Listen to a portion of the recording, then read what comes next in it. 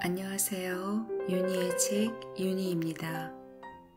오늘 여러분과 함께 나눌 책은 김영하 작가의 오직 두 사람에 실려있는 단편 인생의 원점입니다. 초등학교 동창생 서진과 은하의 이야기입니다.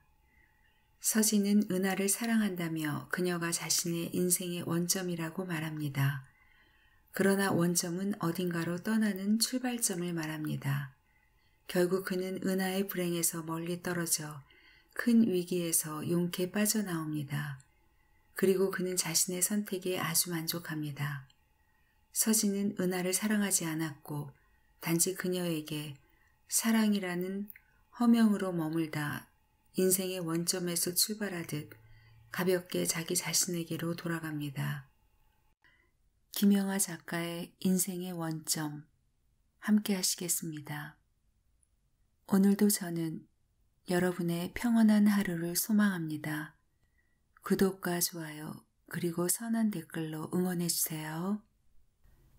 인생의 원점 김영하 살아가면서 이런저런 힘든 순간을 겪을 때마다 서진은 돌아가고 싶었다. 인생의 원점, 자신이 떠나온 곳, 사람들이 흔히 고향이라 말하는 어떤 장소로, 그가 누구인지 모두가 아는 곳으로. 그러나 아무리 생각해도 그런 지점이 어디인지 알 수 없었다. 그는 떠돌이의 인생을 살았다. 어려서는 부모를 따라 전국을 돌아다녔고 커서도 한 곳에 오래 머물지 못하고 여기저기 옮겨 다녔다. 사람에게도 비슷해 묵은 관계라고는 없었다. 오래전에 본 어떤 영화에서 인생이 망가진 주인공이 나 돌아갈래 라고 외칠 때 서진은 그에게 동정심이 생기기는커녕 가벼운 질투가 일었다. 돌아갈 수 있는 곳이 있다는 것, 그것은 그가 영원히 갖지 못할 값진 성취처럼 보였다. 그런 성취가 누군가에겐 기본으로 주어지고 자신 같은 사람은 아무리 노력해도 가질 수 없는 것이라니 참으로 불공평하지 않은가. 너를 안 만났다면 좋았을걸. 행복감의 토로를 후회처럼 말하는 능력이 이나에게는 있었다. 그럴 때 그녀의 얼굴을 바라보면 마치 과분한 행운을 믿기 어렵다는 표정이어서 서진은 늘 헷갈리곤 했다. 아름다운 풍경을 보면서는 여기 안 왔어야 하는데 라고 말하고 서진이 왜냐고 물으면 지나간 날들이 더 끔찍하게 느껴지니까 라고 답하는 사람이었다. 관계에 대한 불안이 심한 서진으로서는 그녀의 후회하는 듯한 말투와 행복한 표정 사이의 불일치가 더 달콤했다. 그 달콤함을 더 만끽하고 싶어 서진은 어떤 대답이 나올지 짐작하면서도 이렇게 묻곤 했다. 나 만난 거 후회하니? 이나는 검지로 술잔의 테두리를 만지며 말했다. 후회해. 너를 안 만났다면 인생이 이렇게 아름다울 수 있다는 것도 몰랐을 거고 다들 살듯이 그렇게 사는 것이 인생의 정답이라고 생각했을 거고 다 참았을 거고 참다가 그냥 죽었을 거고 그럼 별로 억울할 것도 없었을 거고. 서진은 이나의 손을 잡으며 말했다. 난 후회 안 해. 너를 다시 만나기 전까지의 삶은 잘 생각이 안 나는 간밤의 꿈 같아. 한밤중에 무슨 꿈을 꾸었든 아침에는 전날 밤에 잠든 곳에서 눈을 뜨잖아. 나도 너처럼 생각할 수 있다면 좋겠어. 네가 내 원점이야.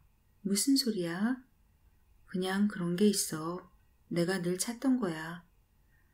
둘은 초등학교 5학년 때 같은 반이었다. 그들은 같은 날 전학을 왔다. 학교가 파하고 군인 자녀들을 위해 사단이 준비한 통학버스에 올라 둘은 군인 가족답게 인사를 했다. 우리 아빠는 군수 참모야. 우리 아빠는 작전 참모. 아버지들의 계급도 중령으로 같았다. 버스는 농가 밭을 지나 군인 가족용 관사촌에 아이들을 내려놓았다. 이나가 먼저 자기 집으로 들어가면서 무심하게 안녕, 내일 또 보자 라고 인사를 했는데 서진은 난생 처음으로 설렌다는 게 무엇인지를 알았다. 마음이라는 되직한 크림을 주걱으로 깊게 휘젓는 느낌이었다. 둘은 학교에서는 별다른 대화를 나누지 않았다. 학교에서는 여자아이들은 여자아이들끼리, 남자아이들은 남자아이들끼리만 어울렸기 때문이었다. 그러나 일단 하교하고 관사로 오면 시간이 많았다. 학원도 없고 텔레비전도 잘 나오지 않는 전방의 오지에서 둘은 자신들이 읽은 몇 안 되는 책 이야기를 자주 했다. 둘에게는 같은 출판사에서 나온 위인전 전집이 있었는데 아는 어른이라고는 부모와 선생님밖에 없던 그들의 좁은 세계에서 주로 서양 사람으로 구성된 위인들이 자연스럽게 둘의 역할 모델이 되었다. 서진은 나폴레옹같이 정복욕이 강한 시골 출신의 인물에게 끌렸던 반면 이나는 퀴리 부인이나 나이팅게일처럼 과학이나 의학 쪽에서 성취를 한 여성들을 좋아했다. 나폴레옹은 사람을 너무 많이 죽였잖아. 이나의 딴지에 서진도 지지 않았다. 퀴리 부인이 없었다면 원자폭탄도 못 만들었을 거야. 사람을 많이 죽이면 위인이 되는가 보지? 난 모차르트도 좋아. 천재잖아. 베토벤이 더 대단해. 귀가 멀었는데도 그걸 극복했잖아. 참으로 어린이다운 대아들이었지만 서진은 이나와 이야기하는 순간들이 좋았다. 서진은 먼 훗날 위인이 된 자기 모습을 그려보았고 그렇게 된다면 이나가 자기를 자랑스러워할 거라는 생각이 들었지만 입 밖에 내어 말하지는 않았다. 봄은 곧 여름이 되었고 여름은 곧 가을이 되었다. 겨울이 오자 관사촌에는 진급과 인사이동에 대한 소문들이 돌기 시작했다. 작전 참모였던 이나의 아버지가 참모들 중에 제일 먼저 대령으로 진급한과 동시에 육군본부로 발령이 났다. 서진의 아버지는 진급은 못하고 후방으로 배치되었다. 이나네가 이사를 가는 날 서진은 한 달 넘게 조립한 스페인 범선을 이나에게 작별 선물로 주었다. 대항해시대 범선의 온갖 조각들을 하나하나 핀셋으로 집어 본드로 붙여 그럴듯한 모양으로 완성하는 것은 쉬운 일이 아니었다. 자세히 들여다보면 앙증맞은 노와 대포, 돛대에 올라 망원경으로 앞을 살피는 선원의 모형까지 있었다. 네가 준비했잖아. 그거 아직도 있다? 둘은 그로부터 20여 년 후 신도시 아파트 단지 근처의 호숫가에서 우연히 마주쳤다. 서진은 달리기를 하고 있었고 이나는 벤치에 앉아 잡지를 읽고 있었다. 이나는 반가워하며 서진이 준 스페인 범선 얘기를 꺼냈다. 어느 날 신랑이 묻더라. 이거 뭐냐고. 그래서 뭐라고 했어? 어렸을 때 선물 받은 건데 기억 안 난다고 했어. 부모님은 잘 계시지? 아버지는 중장으로 제대하셨는데 어느 날 갑자기 주무시다 돌아가셨어. 심근경색으로 라고 밝혔지만 실은 자살이었어. 어머니도 충격을 받으셨는지 그 후로 몇 년 못 사셨어. 서진은 의료기기를 납품하는 작은 회사를 운영하고 있었고 이나는 중학교에서 영어를 가르치는 기간제 교사로 일하다 쉬고 있었다. 남편은 금융계에서 일한다고 했고 아이는 같이 않기로 했다고 한다. 대낮의 모텔에서 서진은 이나의 몸 곳곳에 든 멍자국을 발견하였다. 남편이 그녀를 때리고 있었던 것이다. 기간제 교사 일을 계속할 수가 없었던 것도 남편에게 맞아 학교에 갈 수 없는 날이 늘어났기 때문이었다. 몸 곳곳의 멍은 서진에게 이렇게 말하고 있는 것 같았다. 네가 지금은 이 여자를 소유하고 있다고 믿을 수도 있겠지만 진짜 임자는 따로 있어. 나는 이 여자를 때릴 수도 있고 직장을 빼앗을 수도 있고 아예 파멸시킬 수도 있어. 왜냐하면 법적인 남편이 바로 나니까. 구타의 흔적을 볼 때마다 서진은 면식도 없는 이나의 남편에게 화를 냈다.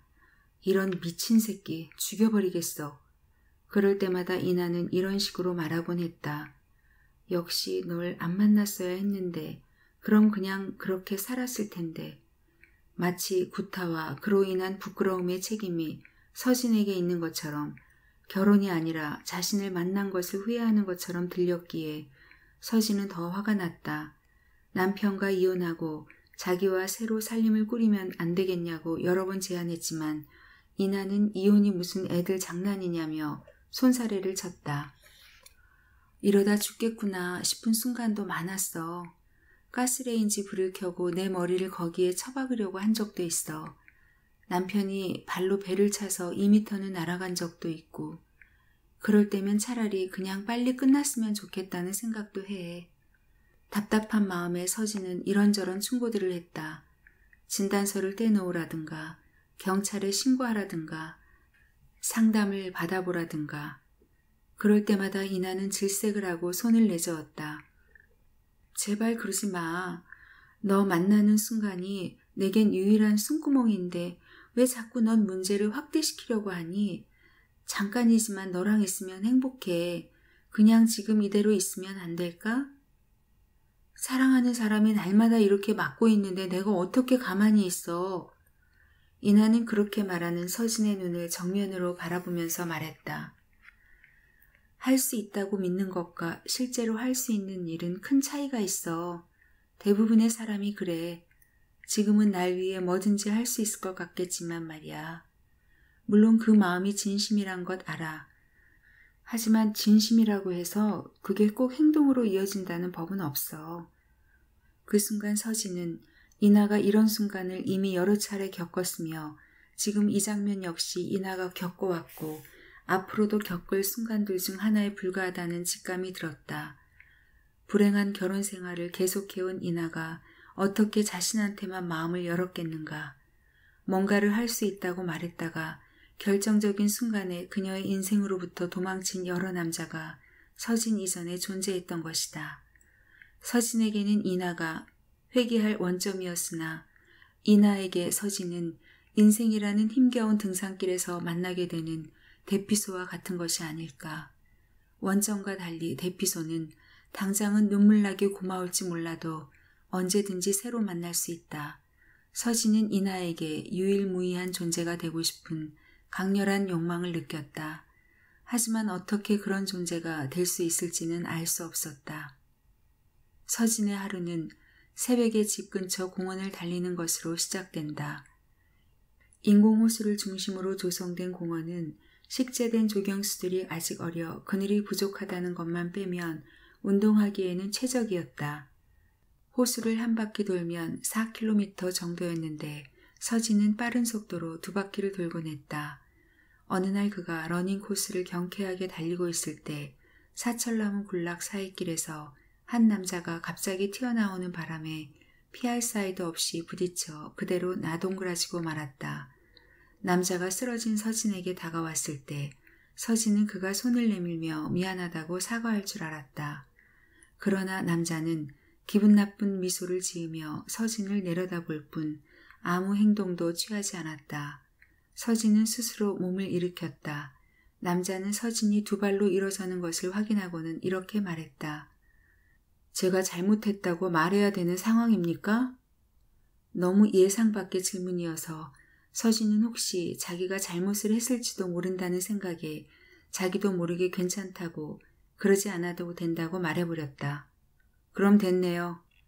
등에 큼직한 아디다스 로고가 그려진 저지 트레이닝복을 입은 남자는 아무런 사과도 없이 돌아서서 서진이 달리던 방향과 반대로 달리기 시작했다. 남자가 사라진 후 서진은 그 자리에 가만히 서서 자신이 당한 일을 곱씹어 보았다.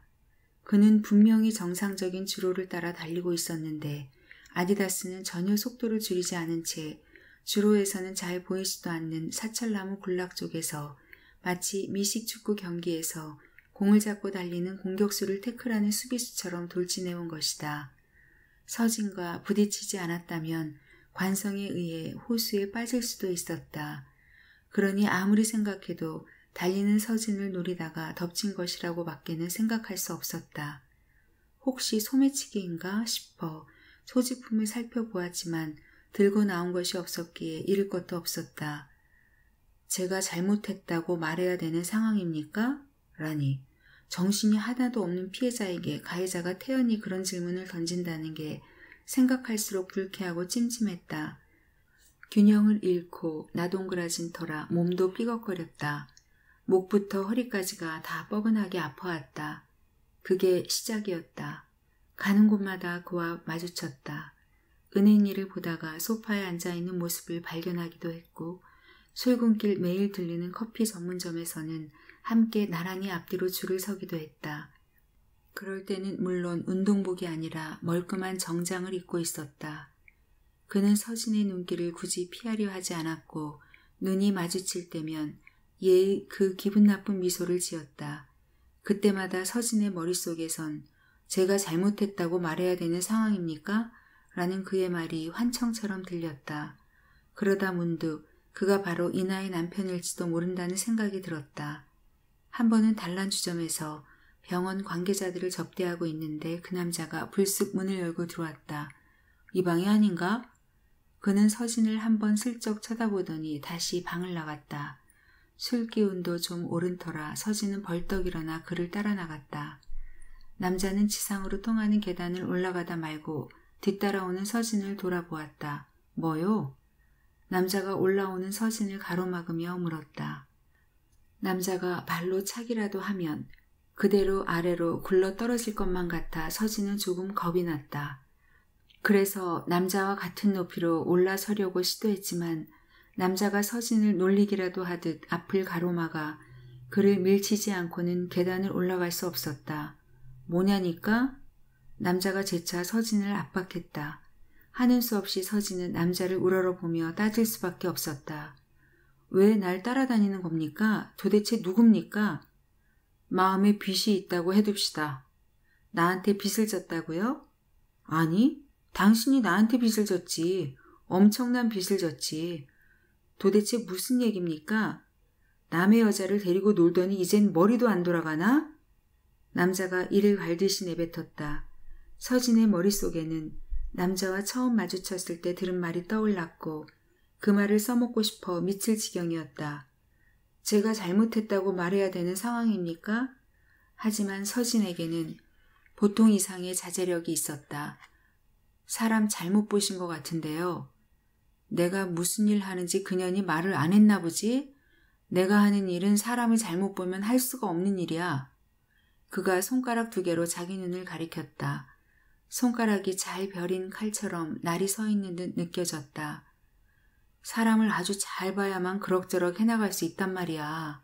돈을 빌려줄 때도 그렇고 빌린 돈을 안 갚고 도망다니는 채무자 새끼들을 찾아낼 때도 그렇고. 남편이 일한다는 금은계라는 데가 실은 사채업이었구나. 서진은 사채를 써본 적은 없지만 그 업계에서 일하는 이들의 악명에 대해서는 잘 알고 있었다. 서진은 남자의 작지만 옹골차 보이는 주먹을 보았다. 서진이 아래 계단에 있어 마침 남자의 주먹은 서진의 눈높이에 있었다. 문신이 손목에서부터 시작돼 팔뚝으로 이어지고 있었다. 사람 잘못 보셨습니다. 서진은 다시 한번 그 말만 반복한 뒤 뒷걸음질로 천천히 계단을 내려와 일행이 있는 방으로 돌아갔다. 남자는 서진을 따라오지 않았다.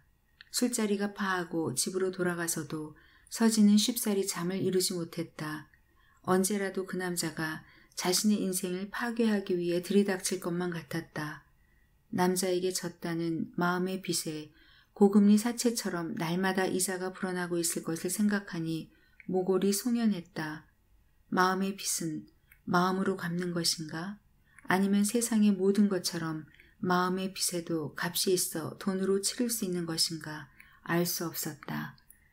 그날부터 서진은 이나의 전화를 피했다. 바쁘다는 핑계를 대고 문자 메시지에도 응답을 거의 하지 않았다.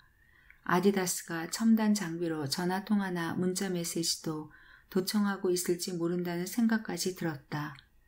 이미 진 마음의 빚을 갚기는 어렵겠지만 더 키우는 일은 하고 싶지 않았다. 이나를 보고 싶은 마음을 남자에 대한 두려움이 압도했다. 반성하고 이나를 만나지 않는다면 아디다스도 그걸 알게 될 것이고 그럼 용서를 받을지도 모른다고 생각했다. 이나는 처음에는 서진의 돌연한 변화에 당혹스러워했지만 천천히 결별을 받아들이는 것 같았다. 체념은 하면서도 가끔 갑자기 연락을 끊어버린 서진에 대한 서운함도 굳이 감추지는 않았다. 서진은 그럴 때마다 죄책감을 느꼈다. 가끔 이나는 간밤에 겪었던 남편의 끔찍한 폭력을 암시하는 문자 메시지도 보내곤 했다. 또 악몽 같은 밤. 하지만 이겨내야겠지. 내 곁에 아무도 없다는 생각을 하면 슬퍼지지만 어쩌겠어. 이게 내가 선택한 삶인걸. 너한테 부담 주지 않을게. 답은 안 해도 돼. 그냥 지우지만 말아줘. 말할 사람이 있다는 것만으로도 살아갈 힘이 생겨. 걸을 때마다 주위를 살피는 습관이 생겼다. 새벽마다 하던 조깅도 그만두었다. 어디선가 아디다스가 또 튀어나와 자기를 덮칠 것만 같아서 호흡이 너무 가빠졌기 때문이었다. 하지만 다행히 한동안 아무 일도 벌어지지 않았다. 이나와 더 이상 만나지 않는다는 것을 아디다스도 아는 것만 같았다. 이나로부터 드문드문 오던 연락도 어느 날 갑자기 뚝 끊겼다. 그렇게 한참이 지나자 걱정이 되기 시작했다. 남편에게 맞아 어디 병원에라도 실려간 것일까? 아니면 그보다 더 나쁜 일이 생긴 것일까? 초조한 마음에 입이 바싹바싹 타들어갔지만 먼저 연락을 하고 싶지는 않았다. 어쩌면 이나가 드디어 마음을 정리한 것인지도 모른다. 결국은 극복할 거야. 이나는 강한 애니까. 이런 주문을 외며 서진은 밤마다 위스키나 브랜디 같은 독주를 마시고 잠이 들었다. 이나로부터 난데없이 연락이 온 것은 새벽 3시쯤이었다.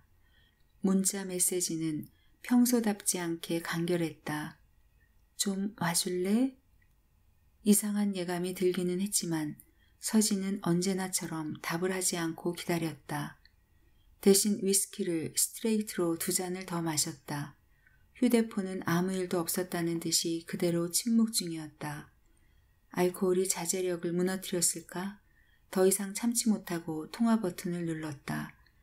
전화를 받은 이나는 문자 메시지와 똑같은 말을 했다. 좀 와줄래? 넋이 나간 듯 목소리에 힘이 없었다. 무슨 일이야? 미안해. 물어볼 사람이 너밖에 없어. 나 좀 도와줘. 내 마지막 부탁이야. 다신 귀찮게 안 할게. 어딘데? 그녀가 주소를 말해주었다. 여기 너 살고 있는 데 아니야? 맞아, 집이야. 남편은? 괜찮아. 오기만 하면 돼. 빨리 좀 와줘. 내 마지막 부탁이야. 마지막 부탁이라는 말을 이나는 반복했다. 서진은 차를 몰고 이나의 아파트로 달려갔다. 벨을 누르지도 않았는데 문이 열렸다. 이나는 한바탕 구타를 당한 듯 머리가 온통 헝클어져 있었고 얼굴은 퉁퉁 부어 있었다. 정말 와줬구나. 집안은 난장판이었다. 거실 바닥에 핏방울도 떨어져 있었다. 서진은 어떤 일이 일어났을지 짐작할 수 있었다. 언론에서 자주 보던 바로 그 사건 속으로 자신이 걸어 들어온 것이다. 가정폭력에 시달리던 여자가 참다 못해 남편을 죽인 것이다. 그리고 내연남을 부른 것이다. 남편은 어딨어? 이나는 침실을 가리켰다. 침실 입구의 장식장에 서진이 선물한 범선이 먼지를 뒤집어 쓰고 있었다. 그게 생각보다 작다는 것에 서진은 조금 놀랐다. 엄청나게 큰 아름다운 범선을 조립했다고 생각했는데 이제 보니 조악하기 짝이 없는 애들 장난감 수준에 불과했다. 침실로 들어서자 나동그라진 골프채가 발에 걸렸다. 4번 아이언이었다. 침실과 연결된 화장실 문턱에 남자가 얼굴을 아래로 한 채 쓰러져 있었다. 뒤통수는 골프채에 맞아 깨졌는지 피딱지가 져 있었다. 나 어떻게 해야 돼? 이나가 울먹이며 물었다. 내 인생 이제 이렇게 끝나는 거야? 서진은 난감한 얼굴로 이나를 바라보며 반문했다. 이렇게 일은 다 저질러 놓고 무슨 생각으로 나한테 전화한 거야? 그 말을 듣자 이나는 몇 발짝 뒤로 추춤추춤 물러났는데 마치 서진이 남편을 죽인 현장을 방금 처음으로 목격한 사람 같은 태도였다. 서진은 이나를 따라가 팔을 잡았다. 어디가? 이나가 발끈하며 서진에게 물었다. 내가 지금 잘못했다고 말해야 되는 상황인 거야? 서진은 잡고 있던 이나의 팔을 놓았다. 너는 의료계 쪽에 있으니까 의사들 많이 알잖아. 그래서 그냥 물어보고 싶었던 거야. 좀 말해주면 안 돼? 그런 것도 못 해줘? 서진은 어이가 없었다. 금융계에 있다던 남편이 실은 사채업자였던 것처럼 의료기기를 파는 자기도 의료계에 있다는 건가? 그리고 설령 진짜 의사라 한들 이런 상황에서 뭘 어떻게 할 수 있단 말인가? 112에 신고해. 그 방법밖에 없어. 남편에게 맞다가 정당방위로 남편을 죽였다고. 어쩔 수 없잖아. 정상 참작 될 거야. 전에 내가 진단서 같은 것 좀 떼놓으라고 했잖아. 그런 것도 제출하고 그러면 될 거야. 그래, 좀 고맙다. 근데 너 보기보다 계산적이구나. 이나는 소파에 털썩 주저앉으며 중얼거렸다. 난 무서워. 정말 무섭다고. 설마 내가 저 시체를 어떻게 해줄 거라고 기대한 거야? 마술처럼 사라지게 해줄 거라고? 화내지 마. 그냥 너무 무서워서 그랬어. 이나가 울음을 터뜨리자 서진은 이나 곁으로 가서 그녀를 안아주었다. 그녀는 대성통곡하면서 왜 남편을 공격할 수밖에 없었는지를 털어놓기 시작했다. 그러자 서진도 그녀에게 너무 냉정하게 군 것이 후회가 되었다. 이나에 대한 애정이 마음속에 그대로 남아있었고 그녀가 당해온 고통도 모르지 않았다. 그리고 인생의 가장 중요한 터닝포인트가 될지도 모르는 이런 순간에 다른 사람도 아닌 바로 자신에게 연락을 한 것이 조금 자랑스럽기도 했다. 아마도 이 사건은 그녀의 인생의 유일무이한 회기점이 될 것이고 거기 서진이 함께한 것이다. 서진은 덜덜 떨고 있는 이나에게 대담한 약속을 했다. 길어야 2, 3년일 거야. 정당방위가 인정되면 더 짧아질 수도 있지. 나오면 우리 결혼하자. 내가 기다려줄게. 이나가 젖은 눈으로 서진을 올려다보았다. 진심이야? 그럼 지금까지의 인생은 잊어. 나쁜 꿈이었다고 생각해. 너 재판받은 교도소에서 머리 좀 식히는 동안 내가 매주 면회 가고 결혼 준비도 하고 신접 살림도 꾸미고. 널 만나지 말았어야 했는데. 이나가 고개를 떨구며 말했다. 그게 무슨 뜻이야? 둘 다 불행해지고 말았잖아. 난 교도소에 가고 넌 이런 일에 휘말리고 결국 날 책임지게 됐잖아. 그 순간 침실 쪽에서 쿵 하는 소리가 들렸다. 뭔가 육중한 물체가 문에 부딪히는 소리였다. 서진과 이나가 서로를 바라보았다. 이나가 공포에 사로잡혀 무릎을 두 팔로 감싸 안고 머리를 파묻었다.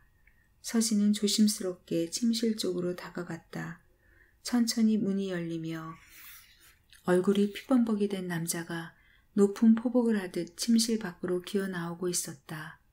이나가 낮게 비명을 질렀다. 남자는 문고리를 잡고 몸을 일으키다가 서진과 눈이 마주쳤다. 서진은 죽은 줄 알았던 사람이 살아난 것보다 그가 자기를 따라다니던 그 사채업자가 아니라는 것에 더욱 놀랐다. 어떡해. 이나가 소파에서 엉덩이를 들썩이며 말했다. 남자는 겨우 두 발로 버티고 서서 서진이 누구인가 의아해하는 눈빛으로 노려보았다. 서진이 주춤주춤 뒤로 물러서자 이나의 남편은 서진을 붙잡으려는 듯 앞으로 걸어 나오다가 무릎을 꺾으며 다시 쓰러졌다. 서진이 반사적으로 남편의 몸을 받아 안아 충격이 없도록 거실 바닥에 뉘었다. 남자는 다시 정신을 잃은 것 같았지만 호흡은 규칙적으로 이어지고 있었다. 누구야 이 사람? 내 남편이지 누구긴 누구야. 이나와 서진의 눈길이 마주쳤다. 이나의 눈빛은 차갑고 냉정했다. 마치 남편이 되살아난 것이 서진의 잘못이라는 듯이. 그래? 무슨 생각을 하는 거야? 아니, 아무것도 아니야. 이나는 걱정스러운 얼굴로 쓰러진 남편만 물끄러미 바라보고 있었다. 서진은 이나를 재촉했다. 얼른 119를 불러. 넌 뭘 부르라고만 하는구나. 아까는 112, 지금은 119. 이나는 다시 무릎 사이에 고개를 파묻으며 울먹였다.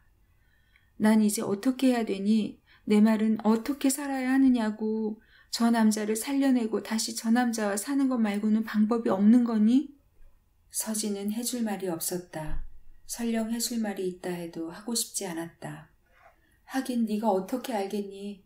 가끔은 몰라도 살아야 되는 게 인생인데 어차피 이건 네 인생도 아니잖아. 넌 빠져나가면 그만이니까. 이나는 휴대폰을 들고 모든 것을 체념한 듯 천천히 119를 눌렀다. 차분한 목소리로 상황을 꾸며냈다. 술에 취한 남편이 화장실에서 미끄러져 머리를 다쳤다. 잠깐 정신을 차리고 일어났다가 다시 쓰러졌다고 말했다. 네, 호흡은 안정적인 것 같아요. 네, 숨 쉬어요. 의식은 없고요. 전화를 끊고 이나는 서진에게 말했다. 이제 그만 가도 돼. 내가 있으면 이상하잖아. 현관에서 신발을 신던 서진은 뭔가 생각난 듯 이나에게로 몸을 돌렸다. 참, 아까 네가 내가 지금 잘못했다고 말해야 되는 상황인 거야? 라고 말했잖아. 내가? 응, 분명히 그렇게 말했거든. 그 말 어디서 들었어? 지금 그게 중요해? 그리고 기억도 안 나. 그 말이 그렇게 이상한 말도 아니잖아. 그게 왜 이상한 말이 아니야? 그게 제발 그만해. 얼른 가죽이나 해. 아니, 요즘 나한테 좀 이상한 일이. 그만 가라니까. 벌써 앰뷸런스 소리 들리는 것 같아. 서진은 엘리베이터를 타고 지하 주차장으로 내려갔다. 차 안에 앉아 생각했다. 정말 이상한 일이다. 호숫가에서 나를 덮치고 마음에 빛 운운하던 그 남자는 누구였을까? 서진은 본격적으로 그 남자를 찾아봐야겠다고 생각했다. 차를 몰고 집으로 오면서 줄줄이 다가왔다 뒤로 사라지는 가로등 불빛들의 흐름을 보았다. 가로등들은 그가 하마터면 살 수도 있었을 인생처럼 보였다. 교도소에서 출소한 이나와 결혼해 살아가는 인생이 지나갔고 사치의 유기에 가담해 이나의 공범이 되어 길에서 경찰만 마주쳐도 벌벌 떠는 인생도 지나갔고 겨우 의식을 회복한 남편을 이나를 대신해 죽인 뒤 살인범이 되어 살아가는 인생도 지나갔다. 불륜주부, 내연남과 공모, 남편 살해 후 실종 신고, 같은 신문기사의 제목도 떠올랐다. 어쨌든 그 모든 것이 지나갔다고 생각하자 비로소 남겨진 이나의 삶이 떠올랐다. 이나의 손에 죽을 뻔했던 남편이 이나를 가만둘까? 침실에서 기어나온 그는 아내가 집으로 불러들인 내연남과 정면으로 맞닥뜨리기까지 하지 않았던가. 어쩌면 이나는 그 남자의 손에 죽을 것이다. 서진은 그 생각을 지울 수가 없었다. 그러나 이제 와서 이나에게로 돌아갈 수는 없었다. 이나가 아파트 발코니에서 투신한 것은 그로부터 열흘쯤 후의 일이었다. 남편이 태어나고 이틀 뒤였다. 경찰의 공식적인 발표는 투신이었지만 서진은 그것을 믿지 않았다. 평소 우울증을 앓던 부인은 남편이 퇴원해 집으로 돌아온 뒤 말다툼이 잦아졌으며 이날도 남편의 간병 문제로 말다툼이 시작되자 부인이 홧김에 발코니로 나가 몸을 던졌다고 경찰은 말했다. 상습적으로 이나를 구타해왔던 남편이 이제는 완전 범죄로 이나를 살해까지 했다는 생각에 서진은 치밀어 오르는 분노에 사로잡혔다. 그렇긴 해도 한갓 내연남인 그로서는 할 수 있는 일이 없었다. 그때 그놈의 숨통을 끊어놓았더라면 이나는 아직 살아있을 것이다. 하지만 그것은 살인이 아닌가. 그건 쉬운 결정이 아니었다. 어쨌든 그때 망설였기 때문에 결국은 이나가 죽고 말았고 서진은 인생의 원점을 영원히 잃어버렸다. 복수를 꿈꾼 순간이 없었던 것은 아니지만 그런다고 해서 이나가 살아 돌아오는 것은 아니었다. 다만 교활한 가해자가 그 어떤 법적 처벌도 받지 않고 평온하게 살아간다는 것만은 참기 어려웠다. 서진은 어떻게든 그 남편의 인생을 망가뜨리고 싶었다. 그는 이나의 아파트 근처에 잠복하고 남편의 모습이 나타나기를 기다렸다. 우선 자주 가는 곳과 시간을 알아내면 취약점이 드러날 것이다. 어쩌면 범법을 저지를 수도 있다. 예를 들어 오피스텔에서 성매매를 한다든가. 그러면 경찰에 신고해 괴롭혀줄 생각이었다. 그러나 놈은 아직 회복 중이라 그런지 무리한 일은 하나도 하지 않았다.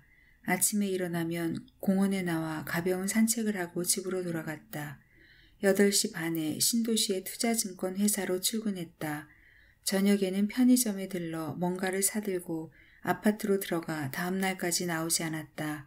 집에 불은 밤늦도록 켜져 있곤 했다. 그의 움직임이 매우 단순한 패턴이라는 것을 알게 된 서진은 새벽에 산책길을 노리기로 했다. 갑자기 불쑥 나타나 그가 마음의 준비를 할 시간도 없이 물을 생각이었다. 도대체 왜 이나를 죽였느냐고.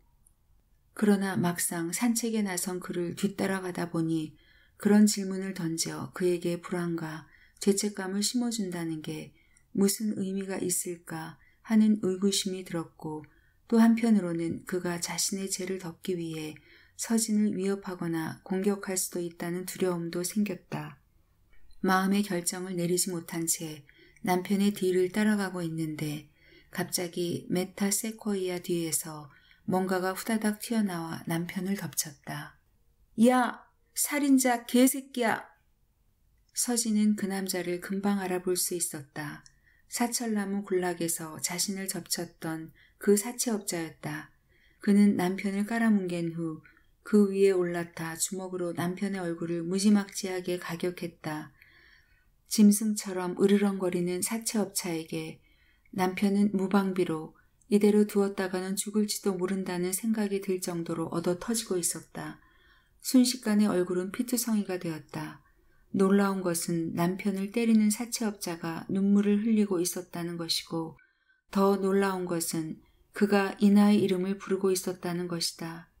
이나야, 이나야, 내가 잘못했다. 이나야. 사람들이 몰려들었지만 사채업자의 기세에 눌려 아무도 달려들지 못했다. 마침 지나가던 공원 관리인이 그를 남편에게서 떼어놓았다. 그는 관리인에게 어깨쪽지를 제압당한 채 누워있는 남편을 향하여 저놈이 살인범이다.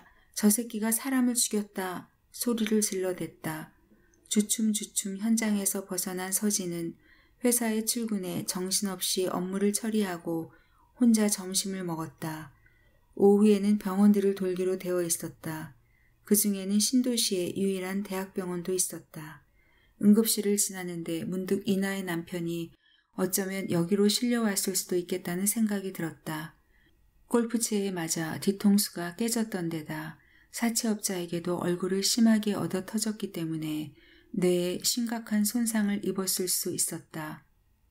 그는 응급실로 들어가 오전에 뇌를 다쳐 들어온 사람이 있는지 물었다. 안면이 있는 간호사의 도움으로 그는 이나의 남편이 누워있는 병상을 쉽게 찾을 수 있었다. 그는 자고 있는지 의식이 없는지 눈을 감고 있었고 아마도 어머니로 보이는 늙은 여자에게 간병을 받고 있었다. 서진은 회사 동료라고 거짓말을 했다. 좀 어떤가요? 뇌압이 너무 높아서 일단 뇌압을 낮춘 후에 수술을 받아야 한다는데 뇌압이 안 떨어질 수도 있다고, 반신불수가 되거나 평생 이렇게 누워있을 수도 있다고. 어머니가 눈물을 지었다. 어쩌자고 집안에 이런 흉사만 있는지. 가해자는 잡았습니까? 왜 때린 거라던가요? 늙은 여자의 눈길이 분노로 이글거렸다.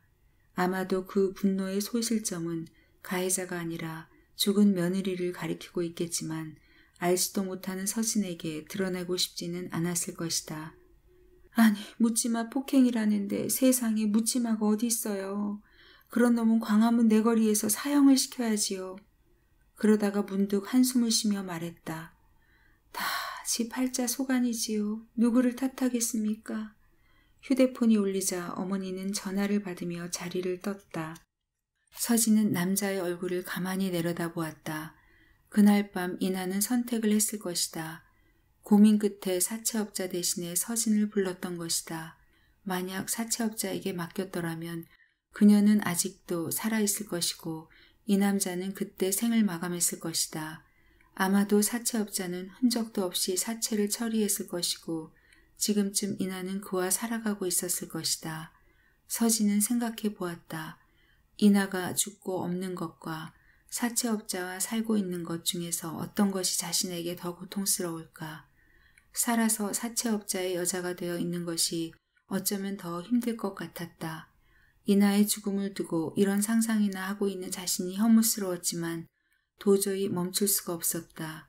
이나는 죽었고 그 남편도 곧 죽거나 그의 버금가는 상태가 될 것이고 사채업자는 교도소에 가게 될 것인데 자신만 아무 일 없이 무사하고 앞으로도 그럴 것이라는 게 문득 기가 막히게 좋았다. 행복감이 솟구쳤다. 엄청난 유혹을 이겨내고 위기로부터 자신의 안전을 지켜냈다는 것에 자부심마저 들었다. 인생의 원점 따위가 무슨 소용이냐. 그런 정신적 사치가 아니라 살아있다는 것. 그게 진짜 중요한 거야. 그는 이제야 비로소 어른이 되었다는 느낌이 들었고 어릴 적 위인전이나 읽으며 헛된 꿈을 꾸던 감상적 어린아이와 결별했다는 생각이 들어 뿌듯하기도 했다. 서진은 병상의 남자를 내려다보았다. 오른손이 시트 밖으로 빠져나와 있었다. 서진은 그 손을 잡았다. 따뜻하고 축축했다. 남자가 가늘게 눈을 뜨는 것 같기도 했지만 얼굴이 워낙 부어있어 확실치 않았고 눈을 떴다 해도 사람을 제대로 알아볼 것 같지는 않았다. 서진은 그의 손을 꼭 잡은 채 그의 귀에 입을 대고 속삭였다. 여자나 패는 개새끼. 넌 곧 죽을 거다. 똥오줌도 못 가리고 이렇게 평생 누워있거나. 그런데 봐라. 난 이렇게 살아남았고 그게 너무 좋다. 좋아 죽겠단 말이다. 복도에서 통화를 마치고 응급실로 돌아오던 그의 어머니가 아들의 손을 잡고 있는 서진을 보며 와줘서 고맙다고 인사를 했다.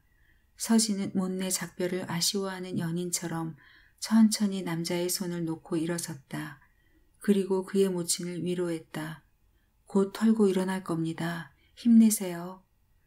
응급실을 나온 그는 의료기기 샘플이 들어있는 가방을 들고 소독약 냄새가 진득하게 깔린 병실의 복도를 지나 구매 담당자의 사무실을 향해 힘차게 걸어가기 시작했다. 이 순간이 인생의 새로운 원점이라고 생각하면서. 김영하의 인생의 원점 여기까지입니다. 끝까지 들어주셔서 감사합니다.